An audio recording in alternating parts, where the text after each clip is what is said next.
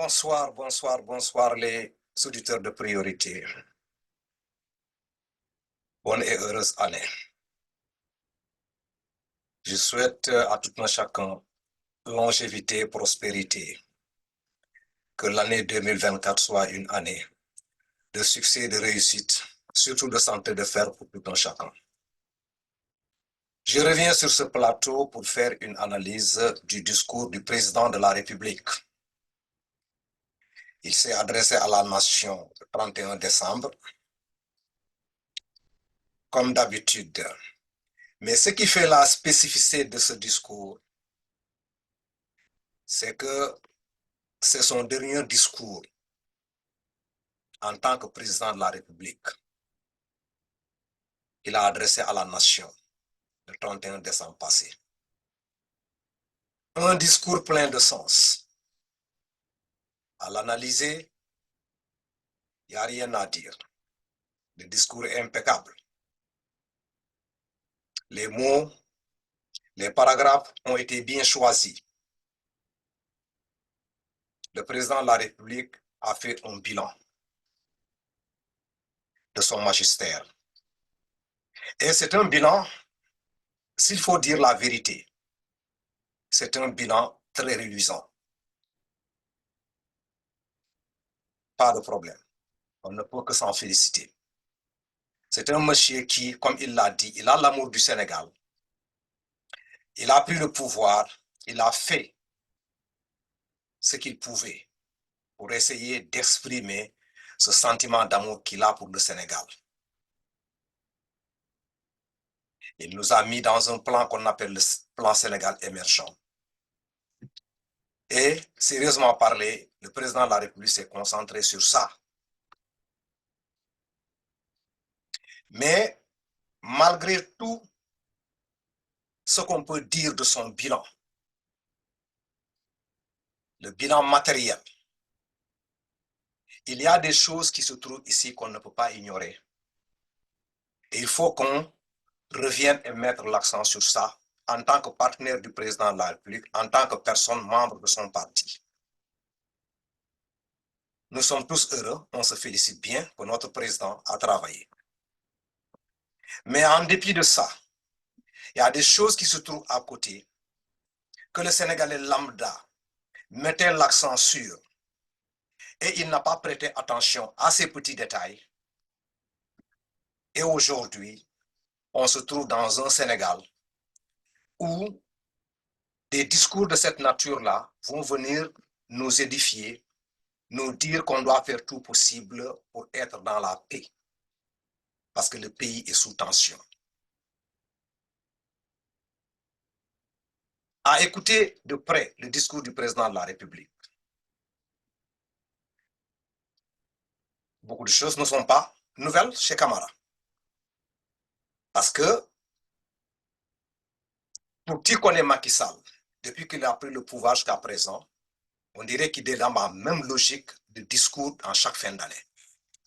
Mais pour Camara, je pensais que cette année, on devait entendre un discours vraiment différent de ce discours de bilan. Le bilan, tout le monde a vu. Personne ne peut dire quoi que ce soit sur le bilan matériel du président de la République. Mais pourquoi le Sénégal se trouve dans cet état-là aujourd'hui? C'est ce que je vais venir analyser avec vous, en me référant même sur le discours du président de la République en question. On va étudier ensemble et écouter ensemble son discours, et étape par étape, je vais essayer de donner mon point de vue par rapport à ma compréhension du discours. Donc les Sénégalais, allons écouter le discours du président de la République. Ce n'est pas le discours entier que je vais opposer ici. C'est quelques points très intéressants que j'ai récupérés. De Tcheyen à Bagaya, de Fissel à Sareliou, de Djalokunda à Walidjala, entre autres centaines de localités, nous avons désenclavé des pans entiers du territoire national, apporté de l'eau et de l'électricité, équipé des structures de santé et octroyé des matériels pour l'allègement des travaux des femmes. En même temps, l'État continue de soutenir les ménages et les travailleurs. En plus de la hausse générale des salaires dans la fonction publique, nous soutenons les prix des denrées de première nécessité, du transport, de l'eau et de l'énergie, dont la subvention à elle seule s'élève cette année à plus de 600 milliards de francs CFA. Mes chers compatriotes, alors que la science et la technologie dessinent les nouvelles frontières entre les nations, l'éducation et la formation qui occupent le premier poste budgétaire de notre pays restent une priorité élevée des politiques publiques. Du primaire au secondaire, nous avons considérablement élargi la carte scolaire, recruté 40 000 enseignants et porté les salaires à un niveau sans précédent.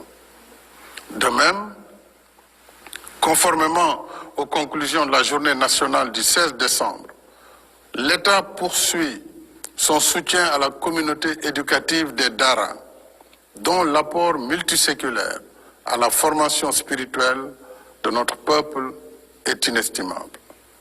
Cependant, à l'ère des technologies de pointe, dont l'intelligence artificielle constitue la dernière manifestation, il nous faut améliorer les performances de notre système éducatif et l'adapter aux réalités de notre temps. Nous devons... Voilà. Vous venez d'écouter un premier passage du discours du président de la République quand il donnait l'exemple dans les travaux effectués pour le désenclavement de certaines zones, particulièrement en Casamance. Monsieur le Président, vous avez bien travaillé. Vous avez désenclavé beaucoup d'endroits au niveau du Sénégal. Vous avez parlé d'éducation. Vous avez parlé de l'augmentation des salaires des enseignants et le nombre de recrutement des enseignants. Tout ça, Monsieur le Président, c'est bien beau. Ce sont des choses qu'on a déjà entendues l'année dernière dans le discours de 2022. Mais pourquoi aujourd'hui les Sénégalais se trouvent dans ces situations? Si vous dites que vous avez désenclavé le Sénégal, vous avez fait un désenclavement, particulièrement dans la zone sud du Sénégal. Vous avez construit des ponts. Pourquoi aujourd'hui, au niveau de la Casamance, cette zone-là se trouve toujours enclavée? Parce qu'il y a un embargo qui tourne autour de cette région-là. Le Sénégal d'Emdik est bloqué. Les bateaux sont bloqués. Maintenant, cet éloge-là et ce prestige-là que vous êtes en train de nous faire comprendre, que ça fait partie de votre bilan, si vous le mettez en parallèle avec ce qui se passe aujourd'hui, est-ce que ce désenclavement dont vous parlez aura un sens pour les gens du Sud? C'est une question tout simplement que je pose. Et aussi, vous avez dit que on va essayer de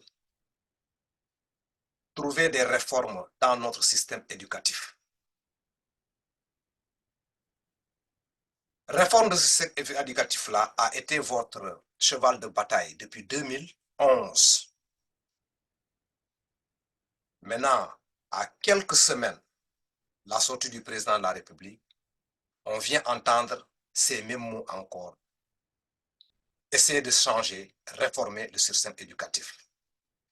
La question que je pose, les 12 ans-là avaient servi à quoi? On parle encore qu'on a mis des subventions sur les denrées alimentaires pour essayer d'alléger le panier de la ménagère. Actuellement, quand on va au Sénégal, quelle est la plainte au niveau de la population?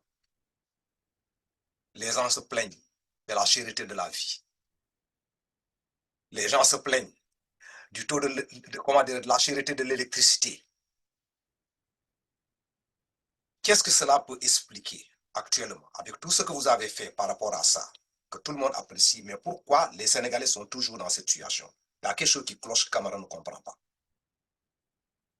Donc le discours de fin d'année, c'est bien beau, un discours bien écrit, mais quand on le met en parallèle avec ce qui est en train de se passer, moi, Camara, je suis devant mon ordinateur en train de regarder, d'écouter le président de la République, les mots qui sortent de ses lèvres, et quand je suis en train de penser à la réalité que les Sénégalais sont en train de vivre, on dirait qu'il y a une contradiction, ou bien il y a quelque chose qui ne va pas en moi, qui ne peut pas digérer même en question, mais qui ne peut pas absorber exactement ce que le monsieur est en train de dire.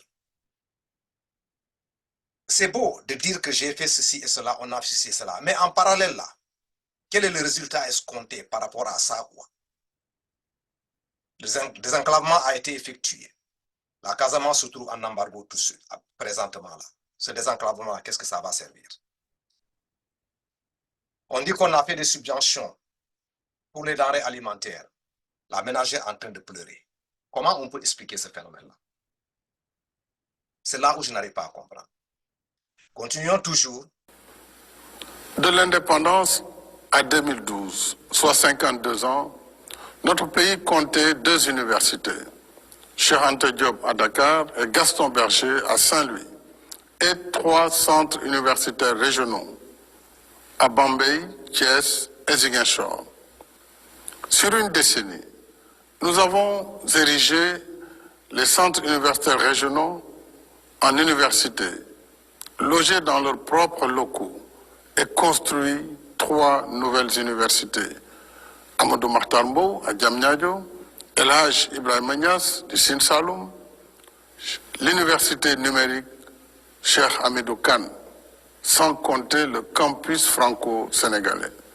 Je rappelle également que la construction des universités Souleymane Niang de Matam et du Sénégal oriental démarre en janvier 2024. En même temps, nous avons beaucoup investi dans les équipements pédagogiques, le recrutement d'enseignants, la valorisation du traitement et autres avantages des personnels, toutes catégories confondues, et la construction d'infrastructures d'hébergement et de restauration des étudiants. Et chaque année, l'État octroie plus de 82 milliards en bourses et aides aux étudiants. Pour tous ces efforts, parmi bien d'autres, au bénéfice de notre système éducatif, nos enfants méritent des années scolaires et universitaires plus stables et plus studieuses. Il y va de leur avenir et de celui de la nation. Cet avenir, c'est avec toute notre jeunesse que nous le construirons, en lui offrant plus de possibilités de formation adaptées au marché du travail et plus d'opportunités d'emploi et autres activités génératrices de revenus. Merci le président de la République pour vos efforts concernant l'éducation des enfants. Beaucoup d'universités ont été construites. Parmi ces universités, on peut compter l'université virtuelle. Mais est-ce que vous avez entendu la plainte des étudiants qui ont des difficultés pour essayer de connecter et prendre des cours régulièrement dans cette université virtuelle? Et encore, vous dites que vous êtes là pour le devenir des enfants, leur avenir. Si je ne me trompe pas, l'université de Cheikh Anta Diop était fermée. Pourquoi? Parce que tout simplement, selon certains, l'État a décidé de fermer l'université parce qu'il y avait des saccages là-bas. Alors, pour sanctionner les élèves, il faut aller, comment on l'appelle encore là, fermer cette université-là et laisser les enfants vaquer à leurs occupations. Est-ce qu'avec ce comportement, quel que soit le comportement de la jeunesse d'un peuple, s'ils viennent à l'éducation, je crois que tout éducateur doit faire tout possible pour que l'élève ne manque pas ses cours. Mais si on doit fermer l'université pour des périodes bien déterminées, parce que tout simplement c'est une sanction qu'on veut mettre sur les élèves qui se trouvent dans cette université parce qu'ils se sont mal conduits. Après maintenant, on vient sur ce plateau nous dire qu'on est en train de penser à l'avenir de cette jeunesse-là. Moi, camarade, j'ai des problèmes pour comprendre ça. Ça, c'est un. De deux, cette jeunesse dont vous parlez comme ça, combien de détenus politiques sont au niveau des prisons aujourd'hui et que ce sont des jeunes? Et sur ça, j'y viendrai. Et parmi eux, ce sont des étudiants qui se trouvent ici. Est-ce que dans un pays où un éducateur pense à l'avenir de ces enfants-là, est-ce qu'il n'y a pas au moins de sanctions qu'il faut donner à ces enfants-là, différentes de celles de les mettre en prison et de les oublier? Et quand ils sortent, l'année scolaire est déjà passée, qu'est-ce qu'ils vont devenir en cours de route? Est-ce que là, on peut se présenter ici pour dire qu'on a, comment on l'appelle encore là, l'amour de ces enfants-là, quoi? On pense à ces enfants, on pense à sa jeunesse. En tant qu'éducateur, c'est une question que je me pose. Vous qui m'écoutiez, les interlocuteurs là, vous avez la réponse à ça. Une jeunesse, elle est fougueuse. Une jeunesse, elle est bouillante. Une jeunesse, c'est dans la manifestation et la contestation. Et je crois que c'est ce qui fait même le charme d'un pays, voir sa jeunesse active là. Nous avons tous passé dans ça en tant que jeunes. Même le président qui parle comme ça là, il a passé dans cette étape-là. Mais si ces jeunes-là aujourd'hui sont dans cette étape-là, et le sort qui leur est réservé, c'est la prison, après maintenant on vient nous dire sur ce plateau qu'on pense aux jeunes-là, moi j'ai des questions à poser. Quel avenir et quelle jeunesse on s'adresse comme ça? On continue toujours l'analyse pour voir ce que le président est en train de dire. L'avenir de notre jeunesse, c'est ici, chez nous, qu'il se réalise. Pas dans les mirages tragiques des réseaux de l'immigration clandestine qui arnaquent nos jeunes et leurs familles. Ce soir, mes chers compatriotes, je voudrais aussi vous dire de façon insistante et solennelle combien il importe de préserver la paix, la sécurité et la stabilité de notre pays. Tout peut basculer quand la paix est rompue, quand l'extrémisme, le populisme et la manipulation s'emparent des esprits, banalisent la violence et imposent le faux à la place du vrai. L'extrémisme, la manipulation et le populisme sont les ennemis mortels de la démocratie, de l'État, de la République et de la nation. Ah là là là là là là là là là. Voilà, le président de la République nous dit ici encore une fois de plus que l'avenir à construire de notre pays, on va le faire avec cette jeunesse. Et ensemble. Il dit qu'on doit construire le Sénégal avec cette jeunesse et ensemble. Une question que je pose à ce niveau aussi. Une jeunesse qui est en train de prendre la tangente là de l'immigration. Et c'est notre jeunesse qui décide de rester ici pour faire des constatations sont en prison. Quelle jeunesse aujourd'hui on va utiliser ensemble pour essayer de bâtir l'avenir du Sénégal? Sachant que la jeunesse, c'est la contestation, la fougue, la détermination. Si cette jeunesse est dans cette logique naturelle, c'est la persécution dans les prisons. Si cette jeunesse-là a peur d'aller en prison, c'est l'exil. Quelle jeunesse on nous parle aujourd'hui pour rester au Sénégal, pour bâtir un Sénégal?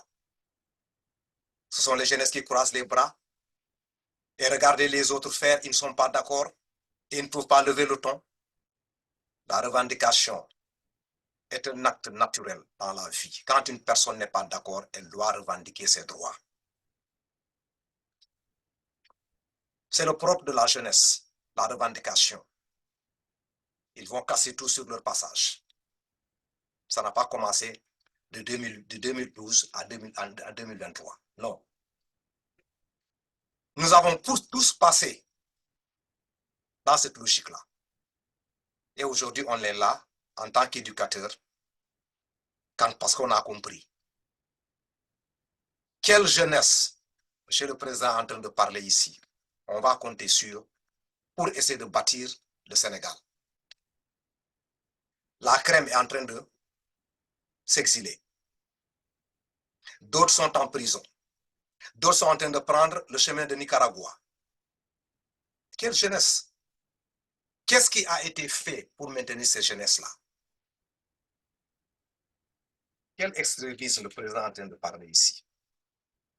Quel populisme le président de la République est en train de parler ici? Et quelle manipulation le président de la République est en train de parler ici?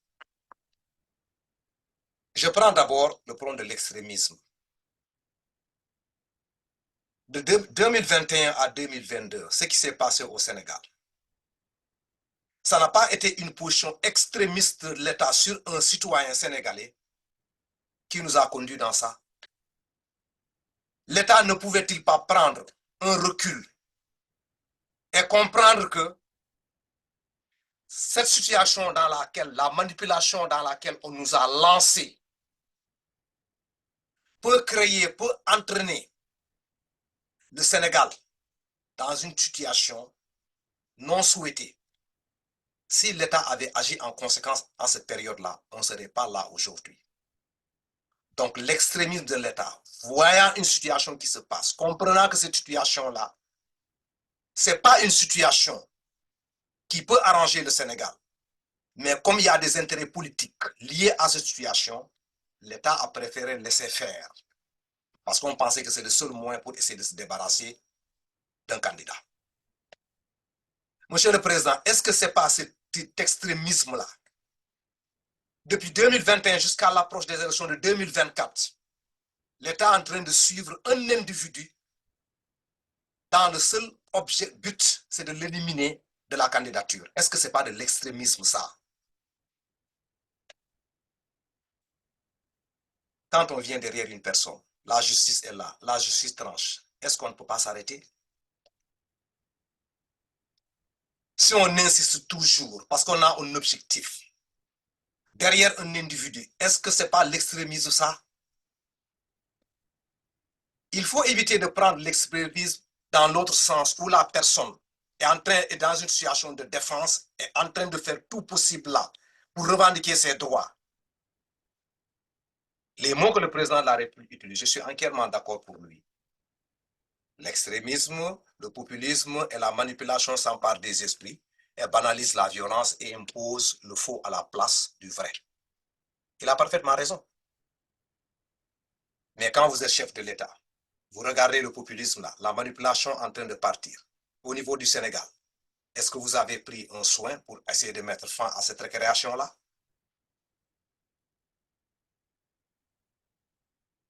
Et on va nous parler de la paix. Quand le dossier de Sonko est sorti, tombé dans les oreilles du président de la République, Monsieur le Président de la République, si vous avez arrêté cette situation-là, ce même jour, aujourd'hui, on n'en serait pas dans ce discours-là.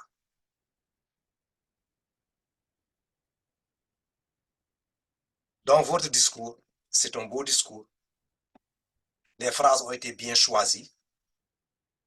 Mais si on analyse le contexte dans lequel ces situations se sont produites, pour donner naissance à ce discours-là, vous avez une part de responsabilité dans ça.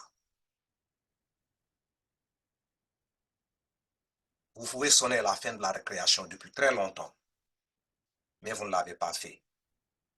Pourquoi? Parce que tout simplement, on voulait utiliser une situation pour régler un compte politique.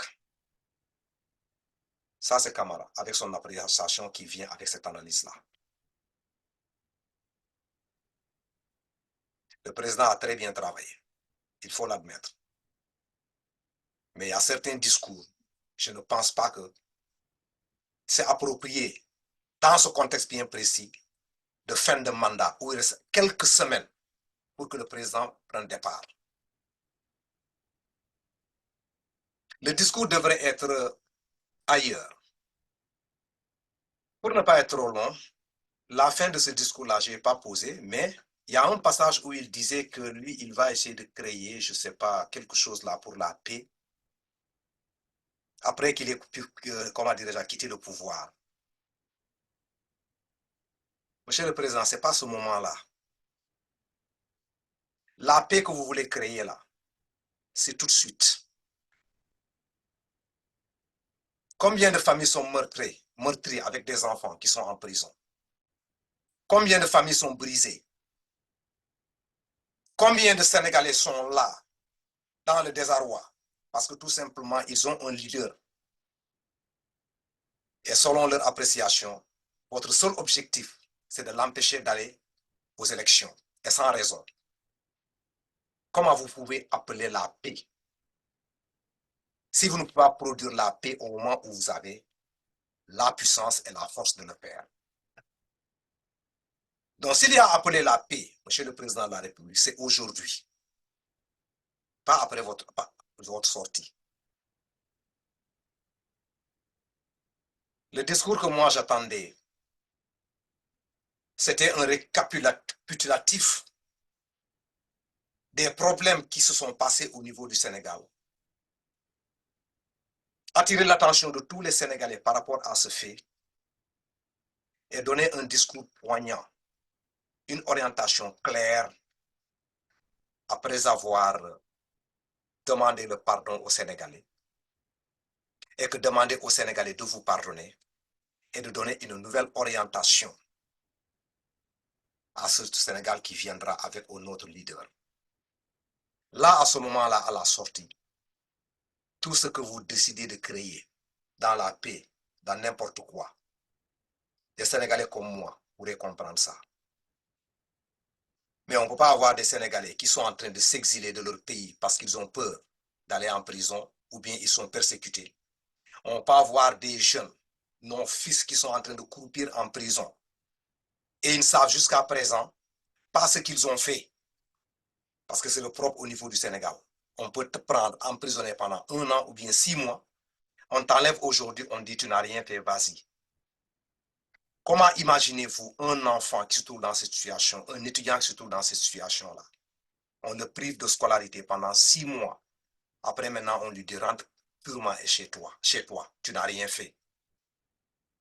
Ou bien le jour où on va l'écouter, il s'explique, on lui donne raison, on le laisse partir.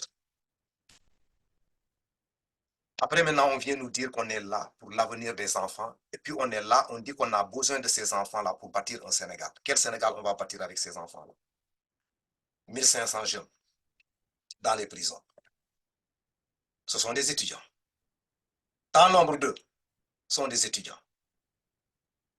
Est-ce qu'on est en train de penser du devenir de ces enfants-là? Qu'est-ce qu'ils peuvent devenir après la prison? Une année perdue d'école. C'est terminé.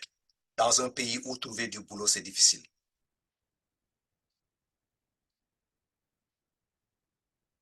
Donc le discours est un discours de bilan que j'apprécie beaucoup. Mais quand on regarde de l'autre côté, ce n'était pas pour moi ce discours-là que le président devrait tenir. Le président devrait rassurer les Sénégalais. Libérer tous ces prisonniers-là qui se trouvent en prison-là, qui n'ont rien fait. Rentrer chez eux purement et simplement. Et avoir un œil de regard sur le futur en invitant les Sénégalais sur vos objectifs futurs. Mais moi, en tant qu'éducateur, je ne peux pas comprendre que mon fils est en prison. Pourquoi? Parce que c'est un jeune qui est comme tout jeune du Sénégal, est dans la revendication, ou bien il est dans son clavier en train de taper quelque chose là. Il fait une petite erreur là, on va le garder en prison là pour briser son avenir, et puis maintenant on vient se mettre devant moi pour me dire que oui, il faut me comprendre, moi j'aime le Sénégal.